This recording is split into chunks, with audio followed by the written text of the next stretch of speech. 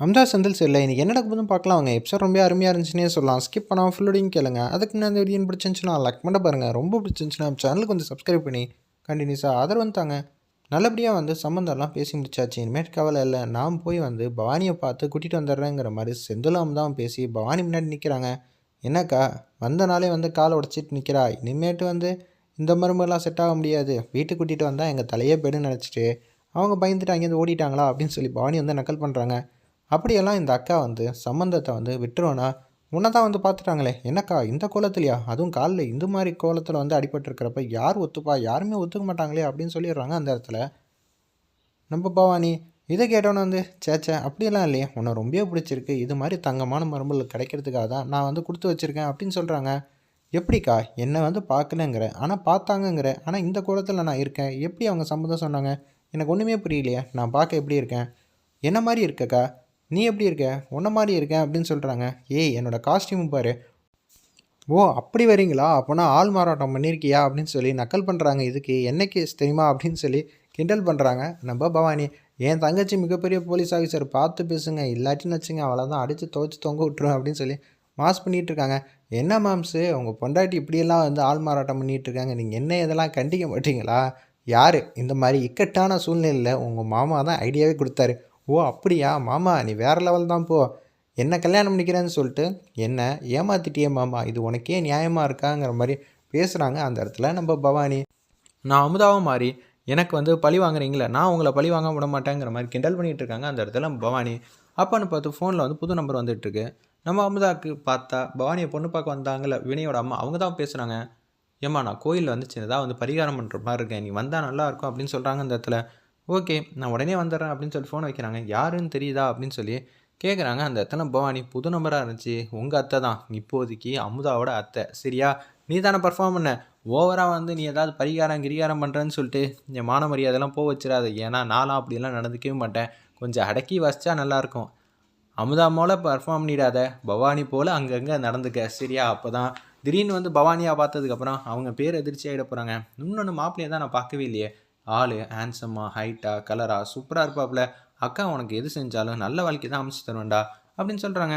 சரி ரொம்ப சந்தோஷம்னு சொல்லிடுறாங்க அந்த இடத்துல. ஒரு பக்கம் பரிகாரம் செய்கிறதுக்காக அவங்க வந்து வராங்க. அம்மா பரிகாரம் வந்து செய்ய போகிறேன், மண்சோறு தான் சாப்பிட்லான்னு இருக்கேன், என் பையனுக்கு பொண்ணே அமையாது, அவன் கல்யாணமே வேணான்னு சொல்லிட்டு இருந்தான், இந்த வாட்டி நான் பேரன் பேத்தியெல்லாம் பார்க்காம தான் கண்ண முடியும்னு நினச்சேன், எனக்கு அற்புதமான மருமகம் கிடைச்சதுக்கு ரொம்ப சந்தோஷம்னு சொல்லிட்டு மண்சோறு வந்து சாப்பிட்டு முடிச்சிடறாங்க. எல்லோரும் முன்னாடி சின்னதாக வந்து இன்ட்ரோ பண்ணுறாங்க. அப்போன்னு பார்த்து உமா வந்து வராங்க கோயிலுக்கு, சாமி வந்து கும்பிட்டுட்டு இருக்காங்க. சாமி கும்பிடும்போது யதார்த்தமாக வந்து பார்த்துட்றாங்க நம்ம அமுதாவை. அவங்களுக்கு பேர் அதிர்ச்சியாக இருக்குது. என்ன இப்போ அமுதா தானே ஐபிஎஸ் அதிகாரின்னு சொல்லி என்னென்னமோ சொல்லிட்டு இருக்காங்க, ஒன்றும் புரியலையேங்கிற மாதிரி யோசிக்கிறாங்க அந்த இடத்துல நம்ம உமா. இவ தான் எங்கள் வீட்டு மருமக, என் பையனுக்கு கல்யாணம் வச்சுருக்கோம். அப்படியா, ரொம்ப சந்தோஷம் நிம்மதிங்கிற மாதிரி அவங்க எல்லாரும் வந்து சந்தோஷமாக வந்து ஹாப்பியாக இருக்கிற மாதிரி காட்டுறாங்க. ஒரு பக்கம் இது எல்லாத்தையும் வந்து பார்த்துட்டு இருக்க உமா வந்து இவங்க பின்னாடி ஃபாலோ பண்ணிகிட்டே போயிட்டு எல்லா விஷயத்தையும் வந்து கண்டுபிடிக்கணும்னு சொல்லிட்டு அதிரடியாக வந்து யோசிக்கிறாங்க. பவானியை வந்து வீட்டுக்கு கூட்டிகிட்டு வந்துடுறாங்க நம்ம சேர்ந்தல். அப்பன்னு பார்த்து காலுக்கு தலைன்னு வச்சுட்டு அப்படியே வந்து பெயினோடு உட்காந்துட்டு இருக்காங்க. என்னம்மா நீ இப்படி காயம் பட்டுட்டியே அப்படின்னு சொல்லும்போது, யதார்த்தமாக நடந்த விஷயம் தானே விடுங்க, பைக்காரன் தான் இடிச்சிட்டான், கொஞ்சம் கவனமாக இருக்கலாம்ல, இப்போ மாப்பிள்ளை வந்து பார்க்குறதுக்கு அமுதா வந்து நாடகம் போட்டுட்ருக்கா, இதெல்லாம் தேவையா? எனக்கு அக்கா போல் இருந்தானா இந்த அளவு யோசிச்சிருக்க மாட்டா, ஆனால் அம்மா போல் இருக்கால்ல அதனால தான் இந்த அளவு யோசிச்சுட்டு இருக்காங்கிற மாதிரி பேசுகிறாங்க அந்த இடத்துல நம்ம பவானி. ஆமாம் உனக்கு ஒரு நல்ல சம்மந்தம் அமையறதுக்கு நான் என்னென்ன வேலையெல்லாம் பார்க்க வேண்டியதாக இருக்குது அப்படின்னு நம்ம அமுதா வந்து பேசுகிறாங்க. இது எல்லாத்தையும் உமா வந்து கேட்குறாங்க. என்னது ரெண்டு பேரும் ஒரே மாதிரி உருவ ஒற்றுமை இருக்குது, அதனால தான் வந்து அமுதா வந்து பர்ஃபார்ம் பண்ணுறாளா, இவளுக்கு காலில் வந்து அடிபட்டிருக்கா, அப்போனா இவ தான் ஐபிஎஸ் அதிகாரியா, ஓகே ஓகேங்கிற மாதிரி புரிஞ்சுக்கிறாங்க அந்த இடத்துல.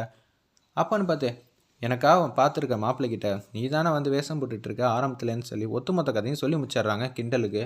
நம்ம பவானி இதை வந்து காதில் வாங்கிட்டாங்க. நம்ம உமா இப்படியெல்லாம் தில்லுமுள்ளெல்லாம் நடக்குதா, ஓகே ஓகே பொண்ணு வீட்டுக்காரங்கள்ட்ட இப்படியெல்லாம் நம்பிக்கை துரோகம் செஞ்சுருக்காங்கன்னு சொல்லி மாப்பிள்ளை வீட்டுக்காரங்கள்ட்ட மாட்டி விட்டுற வேண்டியதான் அப்படின்னு சொல்லிடுறாங்க அந்த இடத்துல. நம்ம உமா இந்த விஷயத்த வந்து பழனிட்ட சொல்லலாம்னு சொல்லி அவங்க வந்து ஃபினிஷ் ஆகாத ஒரு பில்டிங்கில் வந்து நிற்கிறாங்க பால்கனியில்.